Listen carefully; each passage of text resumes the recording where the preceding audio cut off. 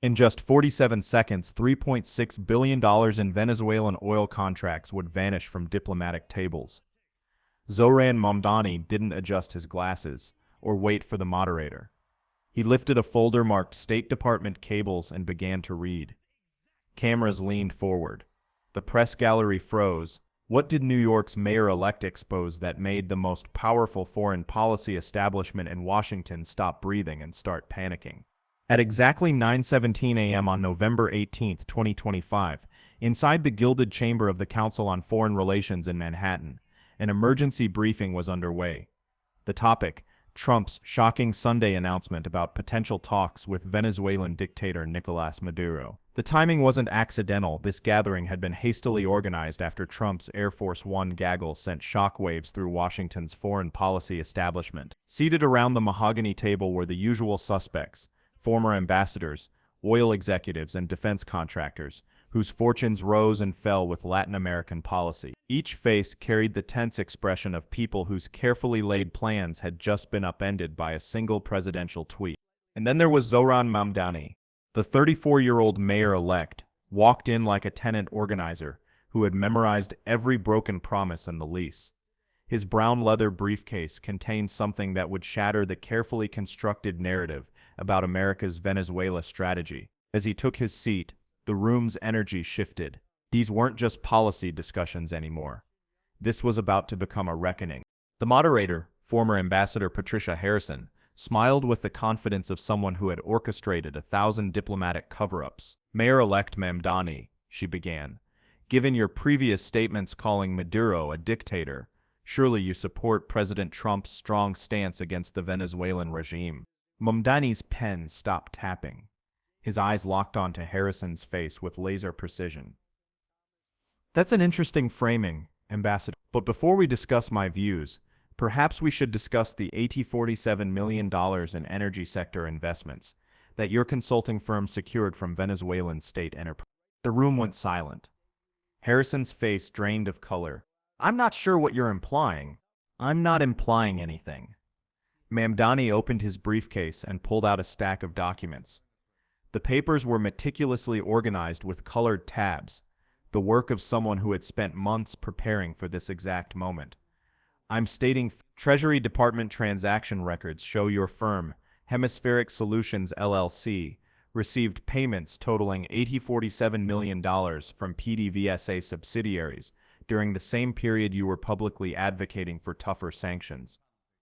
He held up a highlighted bank transfer statement. This particular transaction, $127 million on March 15, 2022, was processed just 2 days after your firm's congressional testimony calling for expanded financial restrictions on Venezuela. An oil executive named Bradley Chen shifted nervously in his seat. The cameras, initially focused on Harrison, began panning across the room as other participants realized they might be next. But Mamdani wasn't finished with his opening move. "What's particularly fascinating," he continued, his voice growing sharper, "is how these payments coincided exactly with your firm's recommendations to the State Department about which Venezuelan assets should be frozen and which should remain accessible for humanitarian purposes." Harrison's hands trembled as she reached for her water glass. "This is highly inappropriate." "What's inappropriate?" Mamdani interrupted, "is the American people being told that our Venezuela policy is about democracy and human rights, when it's actually about a handful of connected firms positioning themselves to profit from regime change." The words hung in the air like a grenade, with the pin pulled. Harrison tried to regain control.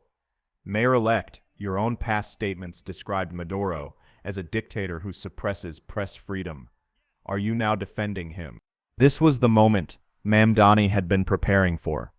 The question that could either vindicate his political evolution or destroy his credibility entirely. He leaned forward slightly, his voice becoming calm and deliberate. "Ambassador, let me be crystal clear about something. I have never defended Nicolás Maduro. What I've defended is the Venezuelan people's right to determine their own government without American interference.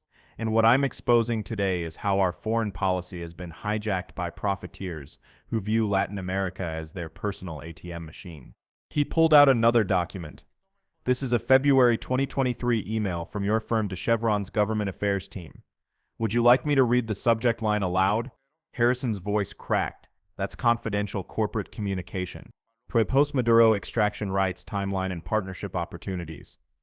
Sent 3 weeks before your public testimony to Congress advocating for military intervention. Mamdani looked directly into the C-SPAN camera. The American people deserve to know that the same voices calling for war are already dividing up the spoils. The room erupted. Bradley Chen stood up abruptly, his chair scraping against the floor. This is a setup. Who gave you access to private corporate emails? Mamdani smiled with the satisfaction of someone who had been waiting months to answer that exact question. Freedom of Information Act requests, Mr. Chen. Perfectly legal. Your firm's communications with the Department of Energy became public record the moment you applied for federal advisory status. Chen's face went from red to purple. You had no right. I had every right. As an elected official, I have an obligation to understand how American foreign policy is being shaped, and what I discovered should terrify every American who believes our government should serve the people, not corporate boardrooms. The moderator tried desperately to regain control. Perhaps we should return to the substance of Venezuela policy. Let's do exactly that. Mamdani's voice cut through the chaos like a blade. Let's talk about why President Trump's Sunday announcement about potential talks with Maduro has certain people in this room so panicked. He opened a third folder, this one marked with a red tab, because if Trump actually pursues diplomacy instead of regime change, it threatens a very specific business model. A model where American companies position themselves to benefit from post-conflict reconstruction contracts. Bradley Chen was now sweating visibly. That's completely speculative. Is it? Mamdani pulled out a printed email chain. This is from October 15, 2025. An internal Halliburton strategy memo discussing post-Maduro infrastructure opportunities with projected revenues of $2.3 billion over 5 years. The camera operators were having trouble keeping up. Every few seconds, another bombshell document emerged from Mamdani's seemingly endless supply of evidence. The memo specifically states, and I quote, "Military intervention remains the optimal scenario for maximizing contract scope and minimizing Venezuelan state oversight." Harrison tried one last deflection. Mayor-elect Mamdani, these attacks on private sector engagement, these aren't attacks on the private sector. This is an indictment of war profiteering disguised as foreign policy. Mamdani's voice rose for the first time, carrying the moral authority that had powered his meteoric rise through New York politics. Every dollar these firms have invested in regime change scenarios is a dollar that could have been spent on actual humanitarian aid for Venezuelan refugees. But then came the curveball that no one in the room saw coming. Which brings me to my own evolution on this issue. Mamdani set down his documents and looked directly into the camera. The room's atmosphere shifted. This wasn't just about exposing others anymore. This was political confession, the kind that could either elevate a leader or destroy them. I was wrong about Venezuela. Not wrong about Maduro's authoritarianism, but wrong about the solution. His voice carried the weight of someone who had wrestled with this admission for months, knowing it would alienate allies and embolden enemies. The room, which had been buzzing with tension, fell completely silent. I supported sanctions because I believed they would pressure democratic reform. What I learned through documents like these is that sanctions weren't designed to promote democracy. They were designed to soften Venezuelan state capacity for eventual corporate extraction. Harrison sensed an opportunity. So you now support the Trump administration's approach. I support any approach that prioritizes Venezuelan self-determination over American corporate profits. If Trump's talks with Maduro can end the economic warfare that has devastated ordinary Venezuelans while enriching defense contractors, then yes, I support those talks. The political earthquake was immediate. Mamdani, the Democratic Socialist who had built his career opposing Trump, was now potentially endorsing Trump's Venezuela diplomacy. The implications ricocheted through the room like shrapnel. Bradley Chen stood up again, this time heading for the exit. I don't have to listen to this. Actually, you do. Mamdani's voice stopped Chen cold. Because there's one more document I haven't shared yet. Chen froze in the doorway, his hand on the handle. FBI Counterintelligence Summary, dated November 10, 2025. It details communications between your firm and Colombian paramilitary groups regarding security services for post-intervention Venezuelan operations. Mamdani's voice dropped to barely above a whisper, making everyone in the room lean forward to hear. The document specifically mentions payments of $12 million to Aguilas Negras paramilitaries for what your firm's emails describe as asset protection and territorial control in anticipated post-Maduro Venezuela. Chen's face went white. The room had moved beyond policy disagreement into potential criminal territory. That's completely fabricated. Mr. Chen, I would strongly recommend you contact your legal counsel before making any further statements. Mamdani's voice carried the weight of someone who had spent years fighting slumlords and knew exactly how corruption unraveled under scrutiny. The cameras captured Chen's hasty exit, his expensive suit rumpled and his political future suddenly uncertain. Harrison made one final attempt to salvage the situation. Mayor-elect, regardless of these allegations, surely you understand the strategic importance of maintaining pressure on authoritarian regimes. What I understand, Mamdani replied, is the difference between principled opposition to authoritarianism and opportunistic warmongering. And what the American people need to understand is how their foreign policy has been captured by interests that profit from conflict. He began packing his documents back into the briefcase. Venezuela deserves better than Maduro, but it also deserves better than American corporate colonialism, disguised as democracy promotion. The briefing was officially over, but the real drama was just beginning. Within minutes, Mamdani Files was trending on Twitter. Cable news networks scrambled to book the players involved. Republican senators demanded investigations into the leaked documents. Democratic leadership distanced themselves from Mamdani's comments about supporting Trump's diplomacy. But perhaps the most significant reaction came from an unexpected source. At 2:47 p.m. that same day, President Trump posted on Truth Social, "Maybe Mamdani isn't as crazy as I thought. At least he understands that the deep state has been playing games with Venezuela policy for years. We'll see what happens." The post sent shockwaves through both parties. Trump, who had spent months calling Mamdani a communist and threatening his citizenship, was now seemingly offering an olive branch. The political realignment possibilities were staggering. By evening, Mamdani was fielding calls from congressional offices, think tanks, and news organizations. Everyone wanted to understand what had just happened. CNN was offering him prime time. Fox News was preparing attack segments. MSNBC was scheduling emergency panels. Had the Democratic Socialist mayor-elect of New York just handed Trump a foreign policy victory? Or had he exposed a deeper corruption that transcended partisan politics? The political implications were staggering. Democrats worried about losing their anti-Trump narrative, while Republicans couldn't decide whether to embrace or attack someone who had just validated their deep state theories. The answer came during Mamdani's 7 p.m. press conference outside City Hall. "Today I released documents that prove American Venezuela policy has been hijacked by corporate interests.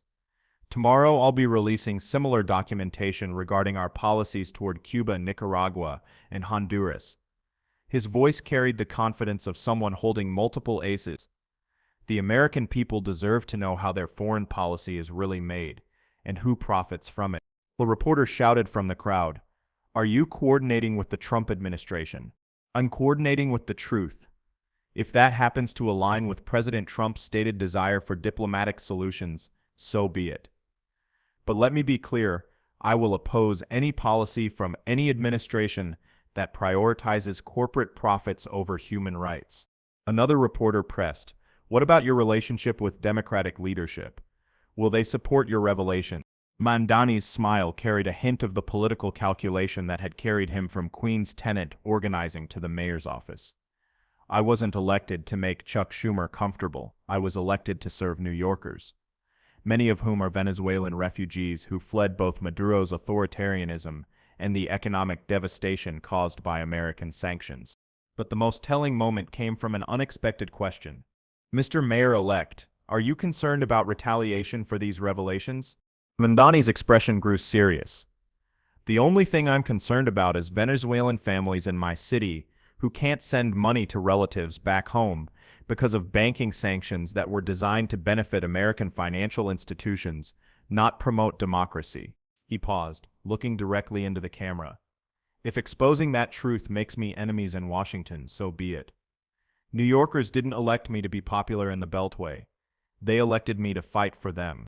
As the press conference ended and Mamdani walked back into City Hall, the full magnitude of the day's events began to crystallize. A local politician had just blown up decades of foreign policy consensus, potentially handed his political nemesis a victory, and repositioned himself as an anti-establishment truth-teller who transcended traditional partisan boundaries. The Venezuelan embassy in Washington issued a statement calling Mamdani's revelations evidence of American imperial hypocrisy. The State Department declined to comment on alleged leaked documents. Defense contractors' stock prices fluctuated wildly as investors tried to assess the implications. But perhaps the most significant indicator of the earthquake Mamdani had triggered came from an unlikely source. Alexandria Ocasio-Cortez, his fellow Democratic Socialist and longtime ally, notably did not issue a statement supporting his revelations. The silence spoke volumes about the political risk Mamdani had taken. 3 days later, the full ramifications became clear. The Senate Foreign Relations Committee announced hearings into defense contractor communications with Colombian paramilitaries. The Justice Department opened an investigation into potential Foreign Agent Registration Act violations. 2 major think tanks quietly returned donations from firms named in Mamdani's documents. More importantly, Trump's team reached out through intermediaries about potential cooperation on Venezuela policy. The ultimate test of Mamdani's gamble would come when he took office as mayor. Would he be able to govern effectively, having made enemies of both establishment Democrats and traditional foreign policy elites? Or had he positioned himself as exactly the kind of independent voice American politics desperately needed? One thing was certain: the 34-year-old who had walked into that conference room as a local politician had walked out as a national figure who had fundamentally changed the conversation about American foreign policy. The question now was whether he could survive the backlash long enough to see whether his bet on truth-telling over political calculation would pay off. As Mamdani sat in his transition office that evening, looking out at the lights of Manhattan, he knew he had crossed a line that could never be uncrossed. His phone buzzed constantly. Reporters, donors, political allies demanding explanation. Some messages were supportive, others furious, many confused. The Democratic Socialist organization was split. Labor unions were reassessing their endorsements. Wall Street donors who had grudgingly accepted his populist economics were now openly planning opposition campaigns. He had chosen principle over party, truth over tactics, and transparency over political safety. The cost was becoming clearer by the hour.